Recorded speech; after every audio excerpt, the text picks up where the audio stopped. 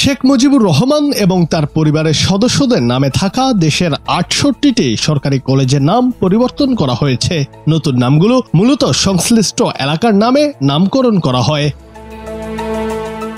বুধবার ২৮ মে শিক্ষা মন্ত্রণালয়ের এক প্রজ্ঞাপনের মাধ্যমে এসব প্রতিষ্ঠানের নাম পরিবর্তন করা হয়েছে।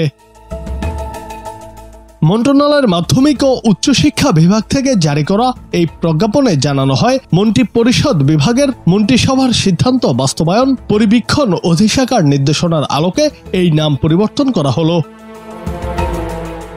এর আগেও অন্তর্বর্তী সরকার শেখ মুজিবুর রহমান ও তার পরিবারের সদস্যদের নামে থাকা বিভিন্ন স্কুল কলেজ থেকে নাম বাদ দিয়েছে। এছাড়া শেখ পরিবারের নামে থাকা ১৩টি বিশ্ববিদ্যালয়ের নামও পরিবর্তন করা হয়েছে। এই বিশ্ববিদ্যালয়গুলোর মধ্যে শেখ মুজিবুর রহমানের নামে ১০টি, শেখ ফজিলতুন নেসা মুজিবের নামে ১টি, শেখ হাসিনার নামে ১টি এবং মুজিবনগর নামে ১টি বিশ্ববিদ্যালয় ছিল।